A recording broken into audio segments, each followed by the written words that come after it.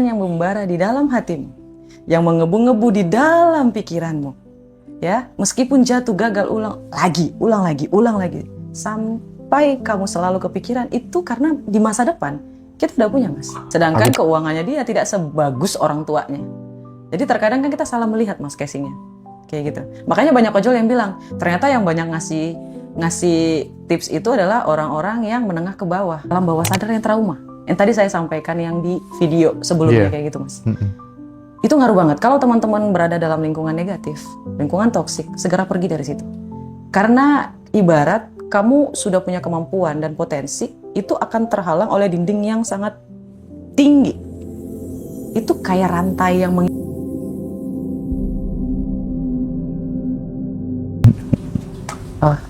Ini tuh akan membuka kecerdasan yang tanpa batas gitu, Mas. Nah, kebanyakan orang, mereka itu menghitung. Mereka menyanyiakan waktu itu membicarakan hal yang nggak penting, terus mengeluh, menggerutu. Terus setelahnya mereka itu, apa lagi namanya tuh? Aduh, saya lupa istilahnya. Iri sama orang lain, dengki. Jadi fokusnya ke situ. Sedangkan kalau dalam waktu sunyi, artinya kita fokus sama diri kita sendiri. Kita nggak peduli apa kata orang lain. Iya, Mas, jadi kebanyakan orang itu menghabiskan waktunya untuk berbicara yang nggak penting, mengeluh, membanding-bandingkan dirinya dengan orang lain, terus melihat dirinya yang sekarang gitu. Jadi kayak kapan ya gitu. Mereka nggak fokus sama kesunyian mereka untuk berpikir, apakah aku siap? Langkah selanjutnya seperti apa? Ininya gimana? Kayak gitu. Oke. Kalau dari ceritanya tadi ya, waktu jadi cleaning service, penjual ikan asin, terus kemudian ojol juga gitu ya, jual ST juga, Mas. masih muda gitu ya, mau melakukan pekerjaan seperti itu. Berarti kan Kak Roma ini waktu masih kecil itu kan tidak suka pasrah gitu. Artinya itu ketika ada keadaan yang sulit, ya harus dilawan. Aku harus gitu nggak sih karakternya dulu dari kecil gitu? Maksudnya nggak gampang pasrah gitu? Iya, Mas. Saya bekerja mulai dari umur 12 tahun. Saya udah mulai bekerja. Jadi kerja apa 12 tahun? Nemenin mama saya jual ikan. Oh, berarti rumahnya pinggir laut ya? Kota saya di pinggir laut. Jadi mama saya kan tukang jualan ikan tuh, Mas. Kan saya pernah singgung di video sebelumnya. Jadi saya itu dibesarkan sama mama angkat saya. Kalau saya tidak dibesarkan oleh mama angkat saya tidak akan bisa sekolah sampai jenjang S1. Terima kasih mama angkat. Terima kasih mamaku sayang. Kalian berdua hebat. Artinya keadaan yang seperti ini tidak terus kemudian pasrah kayak gini, tapi ada ikhtiar yang sangat kuat gitu. Iya, Mas. Untuk melunasi penderitaan keluarga gitu ibaratnya ya. Yes. Mas ingat video saya yang viral yang sampai 18 juta views? Iya. Kan saya udah bilang, keinginan yang membara di dalam hatimu, yang mengebu-ngebu di dalam pikiranmu, ya, meskipun jatuh gagal ulang lagi, sampai kamu selalu kepikiran itu karena di masa depan kita udah punya, Mas. Aku percaya itu deh. Aku percaya tersentuh itu banget dengan kalimatmu itu. Wajar kalau viral gitu. Dan itu adalah salah satu video yang bikin aku langsung, tolong dong undang kakak ini. Gitu. Gara-gara video itu, serius. Gara-gara kalimatmu itu. Karena saya yang di hari ini, Mas, energinya memanggil saya yang di masa lalu untuk berusaha agar saya bisa duduk di hari ini. Itulah kenapa saya nggak mau menyerah. Mungkin karena itu saya berpikir, kenapa saya nggak mau nyerah gitu loh, Mas. Saya juga nggak tahu kalau saya tuh ujung-ujungnya bakalan jadi motivator. Karena sekolah tidak mau menerima saya satu. Jadi dulu saya sempat mau diterima di universitas. Nanti Masnya ini ya, bukan universitas sih, sekolah dari huruf P dia. Itu terkenal di Indonesia. Memang karena orang dalam, memang. Tapi tidak kecil kemungkinan juga karena bakat saya kayak gitu ya, Mas, ya kan? Karena saya juga bisa bahasa Inggris gitu. Itu kan sekolahnya bilingual. Terus setelah itu saya tidak diterima lagi di sekolah manapun. Terus saya mikir ya, Mas ya. Wah, apakah saya harus menyesal atau tidak nih? Saya kalau bersedih tuh saya mikir dulu nih, Mas. Ini saya harus sedihnya ke arah mana nih? Mau depresi kah? Mau ini kah? Karena terlalu ambisius membuat saya tuh susah mengekspresikan kesedihan. Kekurangan saya di situ. Rata-rata orang ambisius seperti itu, Mas. Kadang kalau lagi sedih pun dibawa ketawa gitu. Oh iya, Mas. benar.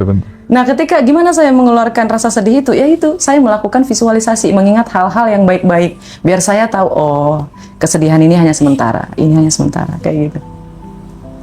Oke. Tapi emang kita cocok sih, Mas. Iya. Tapi pada saat dirimu kan mengatakan tadi ya, kesedihan ini ada hanya sementara gitu. Terkadang kan kepercayaan diri itu muncul karena akumulasi dari glory from the past yang pernah kita lalui gitu kan. Nah, Kak Roma ngalamin itu nggak? Artinya, oh dulu aku kayak gini, buktinya juga bisa. Dulu juga pernah bisa gitu. Ada itunya nggak kira-kira? Sehingga benar-benar merasa layak, aku pasti bisa, pasti duduk di sini gitu. Oke, kita balik ke masa lalu ya, Mas. Ini saya bahas sedikit ya, Mas ya. Mas percaya nggak? Saya memiliki ayah kandung, tapi ayah saya ini sedikit tidak bertanggung jawab. Oke. Ya, jadi dia meninggalkan ibu saya dalam keadaan hamil 7 bulan. Ya, Mas ya? Ya. Mama saya harus bekerja di warteg.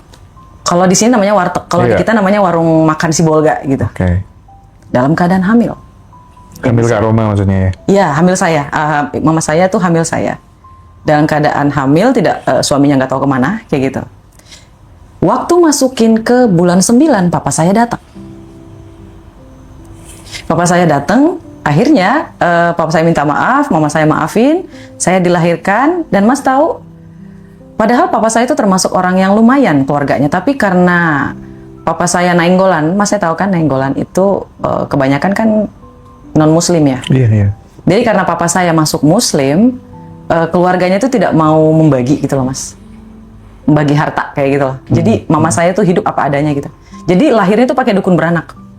Iya. Ya, Mas ya. Tapi gongnya bukan di situ, Mas. Papa saya pergi lagi seminggu setelah saya lahir. Setelah seminggu saya lahir, mama saya bingung. Mama saya disuruh pergi dari rumah mertuanya setelah papa saya pergi.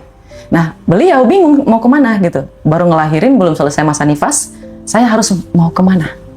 Dan akhirnya sisa tabungan dari kerja di warteg itu, mama saya sewa kontrakan, terus sambil jualan ikan, Mas. Mas tahu saya ada di mana? Di sini nih, di punggung. Ya Allah. Digendong di punggung. Dan lebih ajaibnya lagi, Mas tahu, mama angkat saya adalah langganan ikan yang mama saya jual.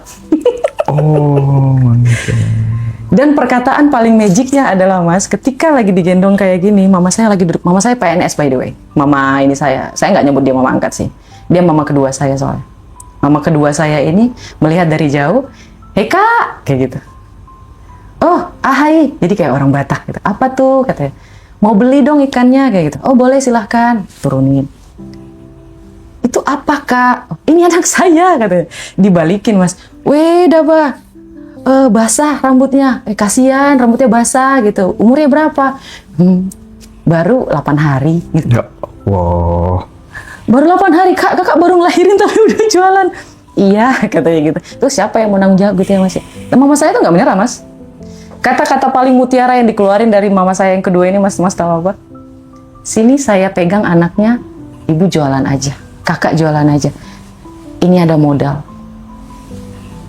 Itu aja keajaiban apa enggak, Mas? Ajaib dong. Dimulai dari tatapan pertama, jatuh cinta, dia besarin saya. Lama-lama dia ngangkat saya jadi anak. Itu keajaiban apa enggak, Mas? Iya. Menurut saya itu keajaiban. Saya selalu mengingat itu. Allah itu maha baik. Bayangin aja, Mas, saya tidak dibiarkan tumbuh di keluarga yang tidak berkecukupan. Karena saya tidak akan bisa meraih mimpi saya kalau saya tidak diangkat oleh ibu yang kedua ini. Nggak akan bisa, Mas. Pendidikannya nggak akan bisa. Itu aja sudah keajaiban, Mas. Bagaimana caranya dia jatuh cinta sama saya yang ada di punggung mama saya yang mukanya nggak kelihatan sama sekali, Mas. Dia cuma bilang, "Sini, coba lihat." Ngelihat langsung ngomong kayak gitu. "Ibu, sini saya," itu kayak gitu. Itu sih, Mas, saya selalu ingat itu. Makanya saya nggak pernah, alhamdulillah nggak pernah nyerah. Ingat itu aja. Iya sih. Aku jadi makin yakin ya kalau sebenarnya memang skenario hidup itu udah tertulis itu terkadang ya makin kesini tuh makin yakin gitu loh, karena orang-orang yang jadi like worker untuk mengangkat, menginspirasi, menggerakkan hati banyak orang tuh memang ya awalnya dikasih model-model kehidupan yang seperti itu sebagai pertanda bahwa ya kamu bakal jadi orang yang besar, quote and quote gitu.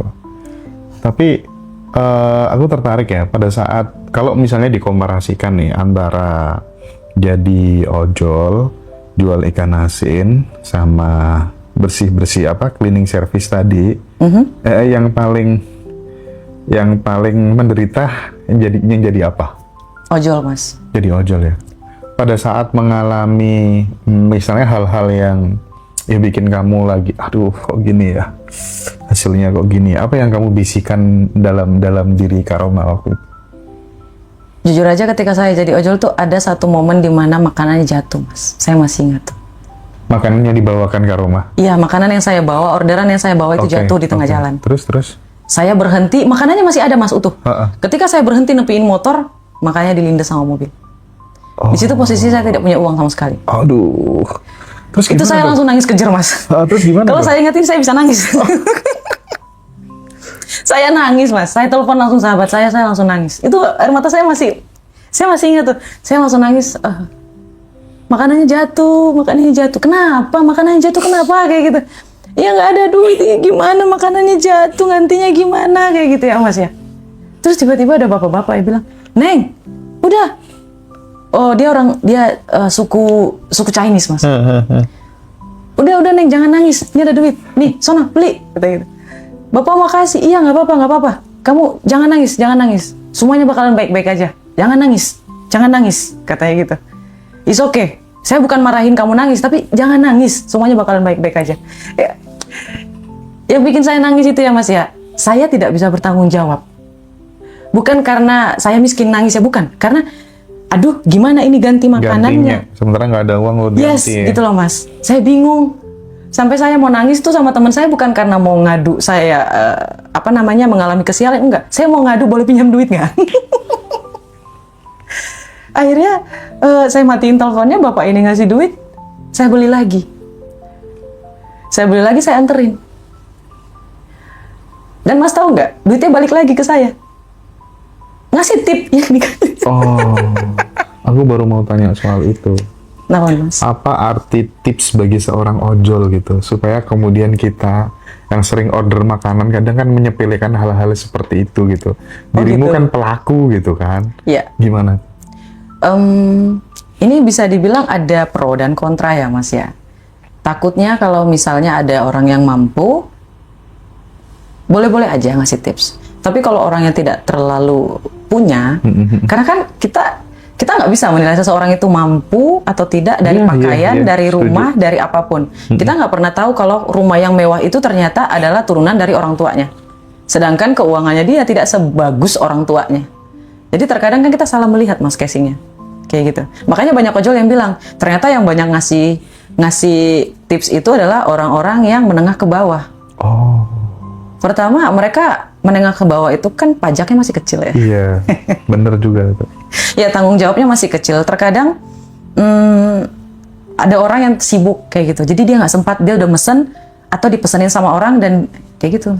Kalau ada kasih. Kalau tidak bisa ya yang menerima lapangin aja. Kalau saya sih kayak gitu ya. Nah, pas di posisi berarti jadi ojol tuh bisa dibilang sebagai posisi titik terendahmu ya kan? Karena udah ada ego, Mas. Karena udah ada ego. Yes, jadi saya selesai dengan ego itu di umur segitu, Mas. Kalau sekarang kamu mau misalnya ada orang yang ngatain saya gitu, Mas, ya, sekarap muai, gitu. Terserah. Kan kamu yang ngomong, bukan aku. Kalau kamu bilang aku jelek, ya aku kan tetap cantik. Oke. Ini kita belajar ya, teman-teman yang masih muda-muda, adik-adik mahasiswa gitu ya, bahwa ternyata untuk menuju fase yang diidealkan, yang dicita-citakan tuh nggak ada yang instan gitu. Harus mulai dari bawah dulu, memberi dulu, membuat semesta percaya dulu, melayakkan diri dulu gitu ya. Dan itu nggak semua orang menyadari gitu, tapi realnya memang demikian gitu. Nah, pada saat kemudian berada di titik terendah itu, berada di titik terbawah itu, pada saat kemudian muncul sebuah pikiran-pikiran yang negatif gitu, apa yang dilakukan Roma waktu itu gitu? Nangis aja, Mas. Oke. Kalau mau nangis ya nangis aja. Kalau mau marah ya marah aja, tapi jangan berlama-lama. Misal pikiran negatifnya, gimana aku bisa dapat dari mana? Karena rata-rata kan kayak gitu. Padahal sebelumnya udah, aku nanti mesti bisa dapetin pasangan kayak gini. Ah, kayaknya susah nih. Cancel lagi, bangun mimpi, cancel lagi.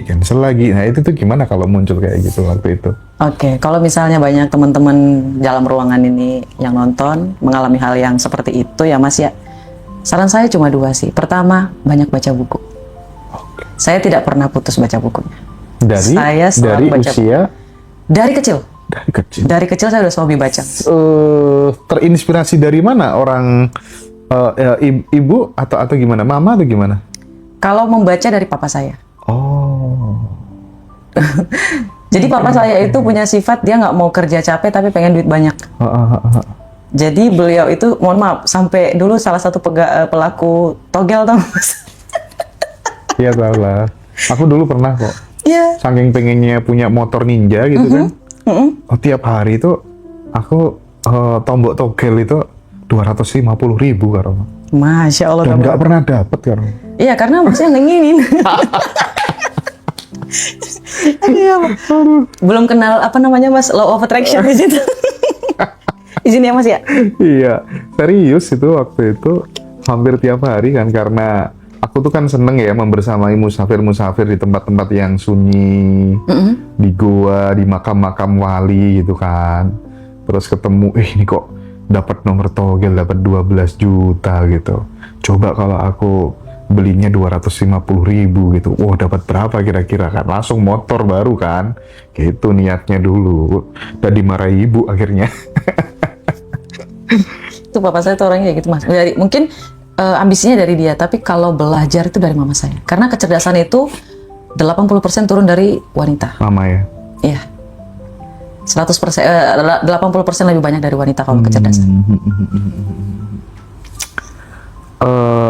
Di momen apa Mbak Roma menyadari bahwa sebuah pengalaman yang getir, pengalaman yang pahit itu bakal menjadi suatu bekal gitu untuk mengencourage dirimu meraih masa depan yang terbaik gitu? Alhamdulillah saya beruntung ya Mas ya. Beruntungnya itu orang tua saya selalu ngatain saya gitu Mas. Ngatainnya kayak gini, Roma, kamu itu ya nggak boleh sombong, kamu tuh calon orang hebat, nggak boleh sombong. Oke. Itu always Mas. Selalu dia omongin kayak gitu, mau orang tua yang kandung dan orang tua yang kedua. Mereka tuh percaya, saya nggak tahu. Semua orang di sekitar saya selalu bilang kayak gitu berulang-ulang. Sehingga percaya diri saya itu nambah. Karena jadi program ya. Iya. Kan diulang-ulang terus. Dan saya pun jadi mempercayai kalau saya itu punya kemampuan, kalau saya itu punya keunggulan, saya itu punya kepercayaan diri yang tinggi, kayak gitu loh Mas. Jadi kalau misalnya ada orang yang tidak percaya diri, saya bingung gitu. Mungkin karena lingkungan toksik ya kali. Itu dari alam bawah sadar yang trauma. Yang tadi saya sampaikan yang di video sebelumnya kayak gitu Mas. Itu ngaruh banget. Kalau teman-teman berada dalam lingkungan negatif, lingkungan toksik, segera pergi dari situ. Karena ibarat kamu sudah punya kemampuan dan potensi, itu akan terhalang oleh dinding yang sangat tinggi. Itu kayak rantai yang mengikat kaki kita gitu loh Mas. Even itu orang tua kita. Tapi tanggung jawab nggak boleh ditinggalin ya Mas. Even itu keluarga yang kita cintai bisa jadi sebagai pencuri cita-cita kita gitu ya. Yes. Oke. Nah alhamdulillah Allah nolong saya di situ. Saya terlahir di keluarga yang tidak membuat saya merasa kurang percaya diri.